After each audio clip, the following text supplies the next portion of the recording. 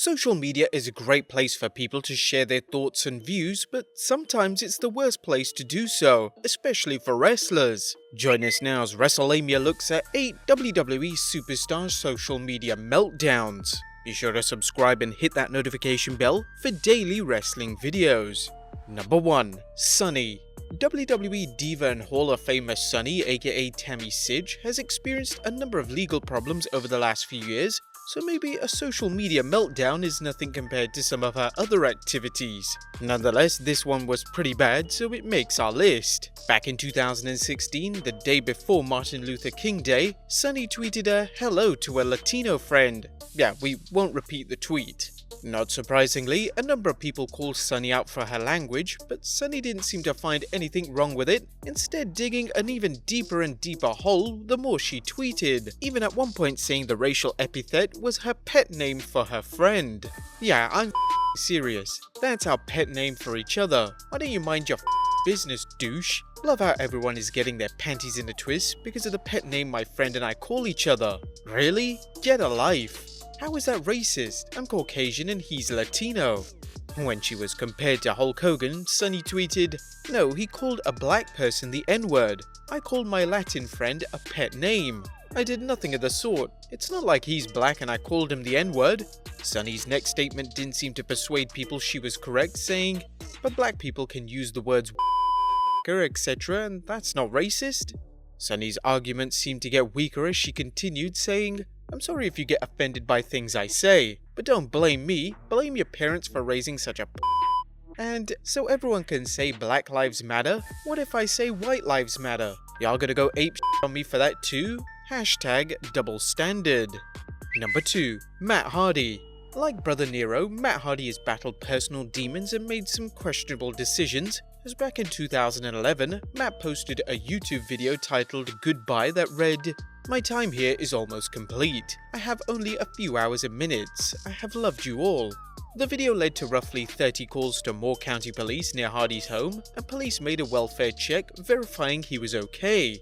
Hardy posted the following message the next day on Twitter, denying his video was an online suicide note. No words such as death, suicide, kill, heaven, or hell were included. I wanted to see people's optimism or pessimism towards my words. It's pretty clear to me what their reaction was, and I needed one last attention grabber to let the world know that Matt Hardy has refound his true self. Number 3. Rebby Hardy. Matt's current wife Rebby has never shied away from social media when it comes to defending herself, her husband, or her family. Here are just a few samples of Rebby's fun-filled tweets. When Matt Hardy left TNA, Rebby had this to say, "Can we just talk about how many times Matt's contract could have been broken due to numerous issues on TNA's end and never made a fuss about but MFers want to try and come out at us now, after the fact? Don't you have an owl to promote or something? I don't know, a company to make great, instead of acting like petty little you are."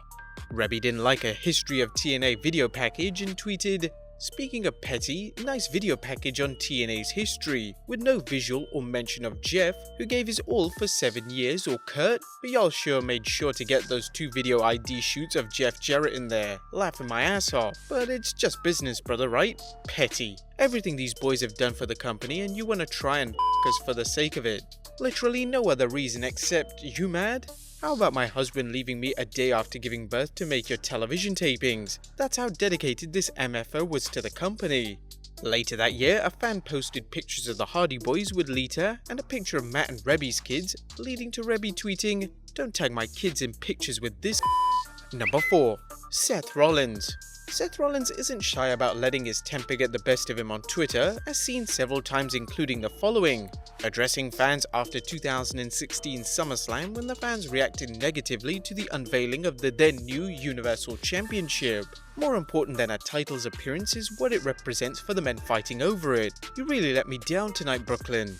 Going off on New Japan Pro Wrestling star Will Ospreay when Ospreay suggested he was the best wrestler in the world, with Ospreay commenting he worked more matches in 2019 than Rollins, to which Rollins replied, "I mean, if you want to talk numbers, we can compare bank accounts too. P.S. That's counting a month off with a broken back, buddy." And lastly, Dave Meltzer, "You are the best purveyor of misinformation, or at worst an outright vindictive liar. I hope it's the former.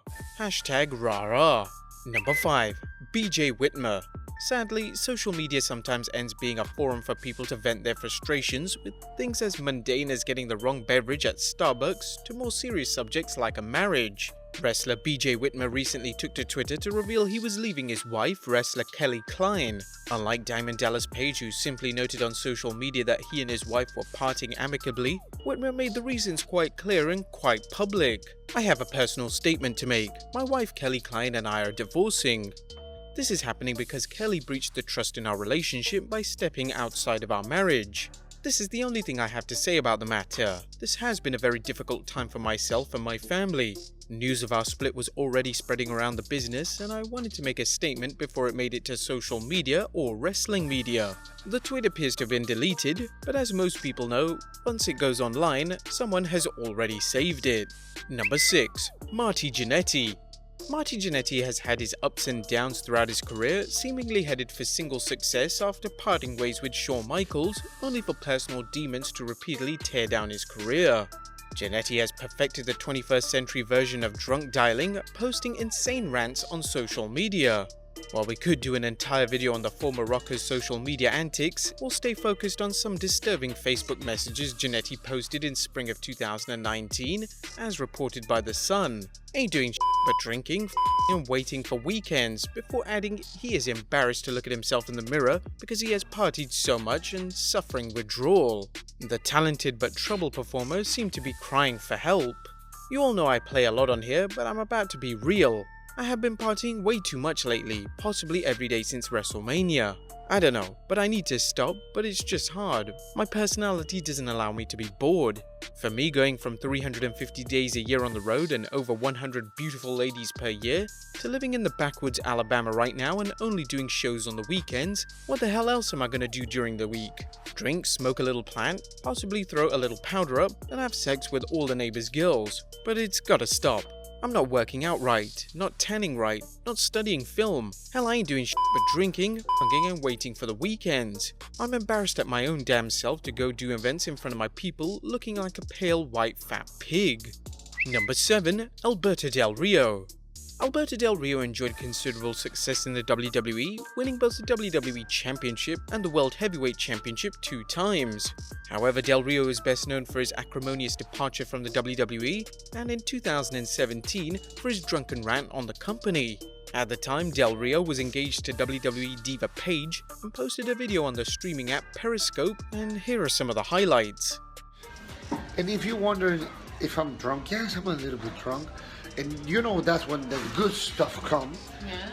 Not like I'm seeking for support, because as you know, I'm Alberto El Patron and I don't give a if you support us or not. But for the ones supporting us, thank you so much. And for the ones out there behind the fucking keyboard talking shit about my baby, talking shit about me, you know you don't have the balls to be where I am, to stand in front of me and say what you are saying behind the keyboard. You remind me of one of the bosses in WWE with a big nose, just a big you know, I'm close to the next town, Stanford. I could go. I could pay a visit to somebody. No, you're not going anywhere. Stanford is only 45 minutes away. That's where all nice. We're not traveling 45 minutes. Well, that's where all the live, right? I can go there and just knock on someone's door. Hey, big nose. Big nose with a small.